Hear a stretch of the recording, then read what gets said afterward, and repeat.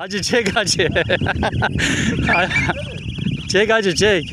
Hacı götürüyor, çek çek. Hadi çek çek. Çek çek hacı çek. Hadi gel. Kaçtı? Yok. Yok hiç kaçmamış. Ardıl al. Ardılar. Bismillah.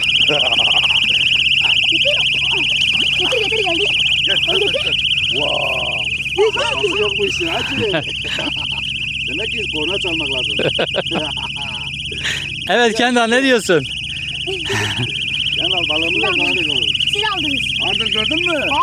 Ya ben eski balıkçılardan 650 gram var.